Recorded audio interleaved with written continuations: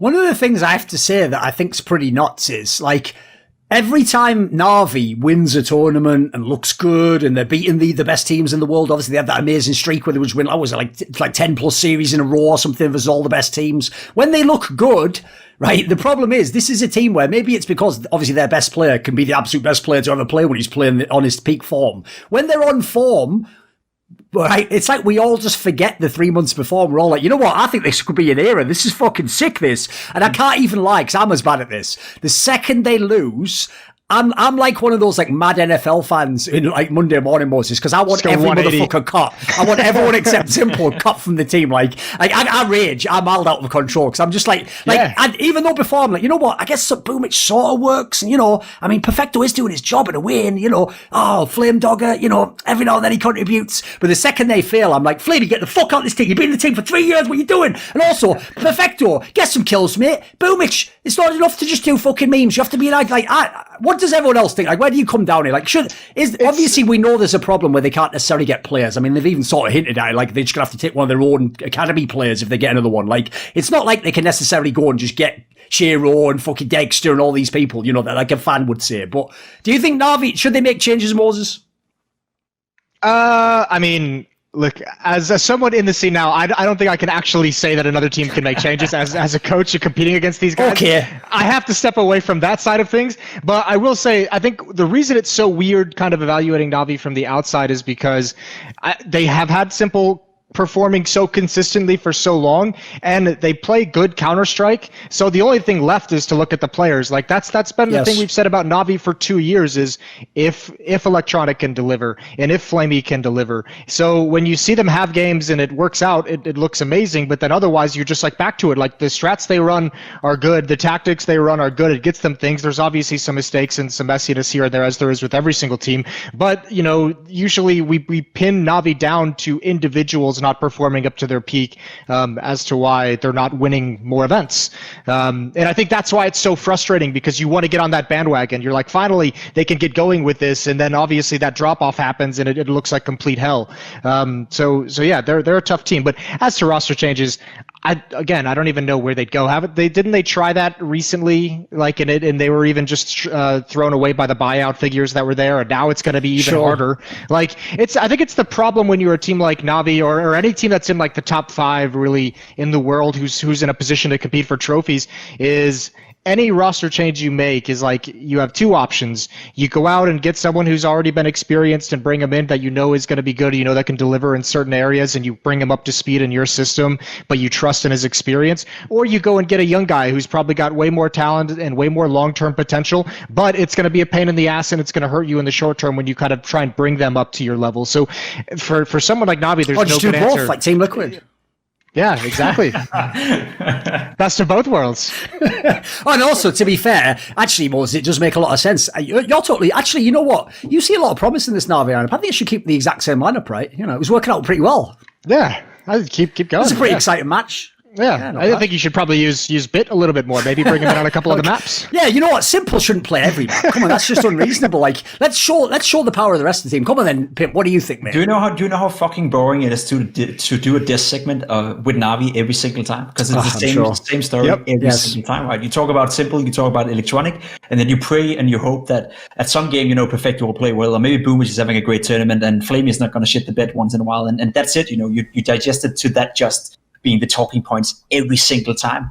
I don't know if you remember, Thorin, but last year at Katowice, when we saw Na'Vi play that well, you know, they won the tournament. The last thing I said at the disc segment was that let's wait and see what happens next tournament. Unfortunately, we didn't get the next tournament right, because it's the same story over and over again with Na'Vi. When they look good, they look like they have the highest peak in the world of Counter-Strike. I don't even think Astralis, when they were at their best, can do anything to deal with Simple and Electronic when they're playing the way they are. You know, they actually look very good. They look solid.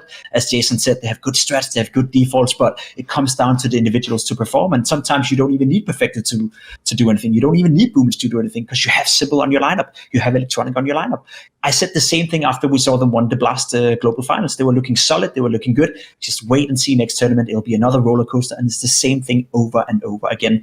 Why that is, I don't know. You know, I was trying to poke a little bit with it when it comes to Simple, when it comes to the dynamics of the team. Maybe there's there needs to be space for other players than just Electronic and Simple to be a more well-rounded team in modern days of Counter-Strike. I think that's an interesting talking point. Unfortunately, not something you can say at all unless you want to get dealt by the CS community all day long. Sure. I'm doing right now. They freaking hate me over there. But apart from that, Na'Vi is the most boring top team I've ever had to cover as an analyst. Yes. With the same talking points over and over again. And to answer your question, yes, they do need roster changes. And something needs to change. It's been the same case for the last 2 years. Sure thing, if you want to be the occasional upset team who once in a while can be the top one team, once in a while can win a tournament, go ahead of yourself. But if you want to win majors every single time you turn up, if you're Simple and you're the best player to ever touch the game and your ambition is not to win every single major you participate in, then what the fuck is the point even to begin with? So yes, something needs to change. I mean, I'll even say as well, like, that's the old classic ping-pong stream curse just hitting us all again. Like, the last thing this motherfucker said at Katowice was like, but anyway, let's watch out for the next lands, guys. It's like, right, and all lands are cancelled forever. Like, fuck, Pip, why have you done it? No, why? And then also, I have to say, like, I know obviously we won't do the whole discussion, like you said, about that thing that people went mental on, but I will touch on that briefly, which is this.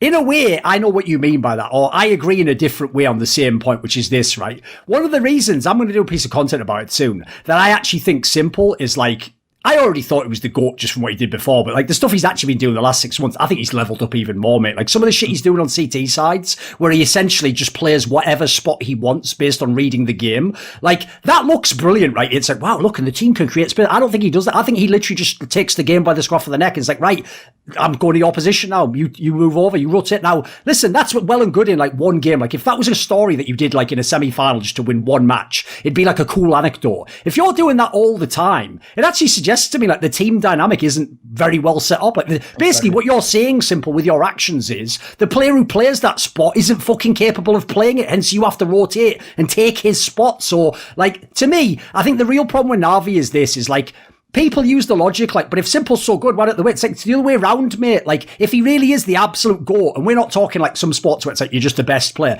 The reason we call him the GOAT is because like it's like his bad games are like a good game for like a fucking 10th best player. So as a result, if you're having those performances and then you don't win the tournament, if anything, I think you are sort of like, you're covering some of the weaknesses. Like people would be way harsher. I think I said on Twitter when they got eliminated, mate, put any other player not called Simple in there who's from the CIS. Any of them. Take all the ones you've been loving now in VP. Put your Kinder there, put Dexter there, put Shiro there. Tell you what, Na'Vi, I think they'd be like 11th best team in the world. Sure, but that's the whole point of it, and I think Jason can maybe even chime in, right? If you have a player who's as good as Simple is, and he feels the need to cover all the time, if he feels the need that when you look towards your Perfecto, you look towards your Flamey, you as Simple, you don't think he's good enough to hold up to his own, so you're constantly trying to be there in the gaps, right? You're constantly trying to play his spot or help him out, and you do that all the time. You can't do that on a consistent basis. I will say this again, and that's why I find this conversation interesting, and I would love to hear Jason takes on it as well, right? But there's a world, in my book at least, where Simple would be better off not being in Na'Vi, or Simple would be in Na'Vi with players that he actually trusts to do the job. Right now, it's a clear sign for me, and Jason could probably attest to that, right? If Fallen would play the same way as Simple did, if Fallen had the skill to do it first and foremost right now, but if Fallen would play the same way, that would suggest that he didn't trust the team. He didn't trust the system. He didn't trust whatever was supposed to happen or whatever they planned according to that game. So Simple being able to level up and be that player who can, take over an entire game on a CT side or take over an entire game on a T side. I agree with you. He's leveled up. He's a much more explosive player, and the fact that he can do that, for a potential semi-final or final in the future is cool. But as long as Simple don't trust his teammates around him, or as long as they are not good enough to basically facilitate him being the best player in the world, again, what is the point? You can be an upset team, but you can never be consistently the best team in the world, and that's the problem for me. So there is a world in my book where Simple is better off playing in a team or playing on a roster where he trusts the teammates more, or where the teammates understand the needs of Simple better than Na'Vi is doing right now. Yeah, I think.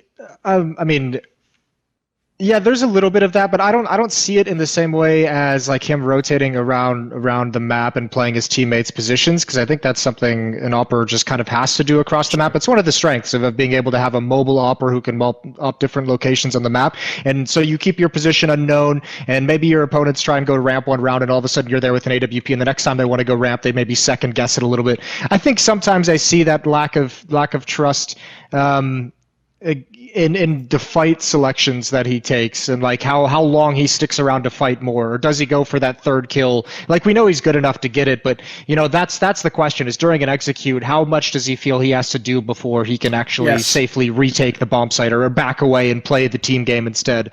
And that's where I think sometimes he gets caught. And look, I don't know who to necessarily criticize, if it is like a trust issue within the team. I don't actually know, but I mean, you have to admit too, like, his teammates do sometimes give him a reason to not necessarily trust them. Like, the performances are just so up and down that you can kind of understand why he sometimes he maybe tries to do a little bit too much. I can't say the hardest part about playing Na'Vi is knowing that even if you outplay the team, Simple can still just beat you. Like, Simple is like one out of maybe two players that I consider in the scene when we go up against them where I'm just like, fuck, I have to play against these two guys who can just automatically win. And the other one is not ZywOo, it's Device. It's Device and Simple. Those are the two individuals that scare the shit out of me in terms of preparation, because no matter how much you prepare, no matter how good of a game plan you have, those guys can beat you single-handedly. And ZywOo can do it too. I just think he does it less. I just think his experience means he just doesn't have the same logic of like, I'm going to take over the game. Like, this is Mike. He just plays his spot, I think. I see what you mean with the analogy. Yeah.